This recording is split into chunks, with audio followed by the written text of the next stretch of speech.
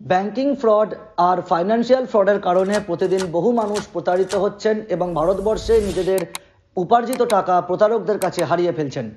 RBI বা reserve bank of ইন্ডিয়ার Raju and the 40 thieves এই কমিক বুক অবলম্বনে আমাদের এই নতুন সিরিজ, যেখানে আমরা আপনাদেরকে আরবিআই দ্বারা প্রচারিত সমস্ত রকম বর্তমান ব্যাংকিং ফ্রড এবং ফাইন্যান্সিয়াল ফ্রড সম্পর্কে অবগত করব এবং সতর্ক করব।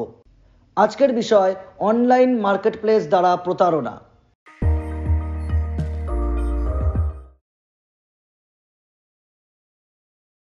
রাজু একটি সোফা সেট বিক্রি করতে চেয়েছিল। তিনি একটি ওয়েবসাইটে বিজ্ঞাপন পোস্ট করলো, যা দ্বিতীয় হাত জিনিসপত্রের জন্য একটি অনলাইন মার্কেটপ্লেস।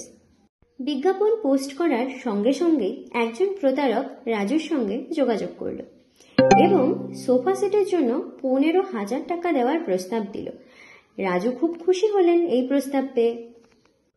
আমি ফার্নিচার আসার আগে অনলাইনে টাকা পেমেন্ট করে দেবো। ঠিক আছে, ভালো। অনুগ্রহ করে আপনার অ্যাকাউন্ট নম্বর শেয়ার করুন। আমার অ্যাকাউন্ট নম্বর হলো 123XXX67 123XXX67। আমি প্রথমে আপনার অ্যাকাউন্ট যাচাই করার জন্য 10 টাকা পাঠাই, তারপর চূড়ান্ত পেমেন্ট করব। প্রতারক রাজুর অ্যাকাউন্টে 10 টাকা পাঠালো এবং চূড়ান্ত পেমেন্টের জন্য নিশ্চিতকরণ চাইল। হ্যাঁ, ঠিক আছে, আমি পেয়েছি। এই বিভাগে যে বিষয়গুলি করণীয় সেগুলি হলো, প্রথমত, সর্বদা মনে রাখবেন পেমেন্ট করার জন্যই ইউপিআই পিন প্রয়োজন হয়, পেমেন্ট পাওয়ার জন্য নয়। দ্বিতীয়ত, পেমেন্ট করার আগে ইউপিআই অ্যাপ্লিকেশনে মোবাইল নম্বর অবশ্যই যাচাই করুন।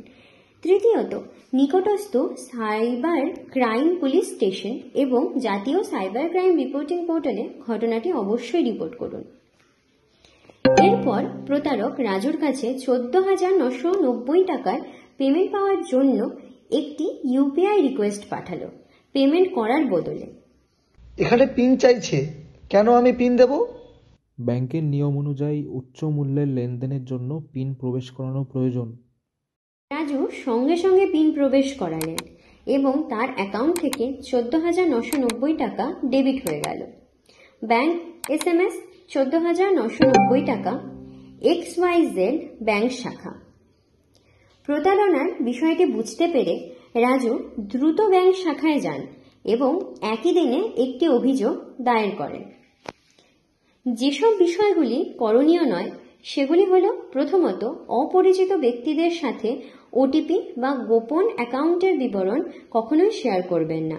দ্বিতীয়ত, অন্য ব্যক্তির কাছ থেকে টাকা পাওয়ার জন্য ইউপিআই পিন প্রবেশ করবেন না।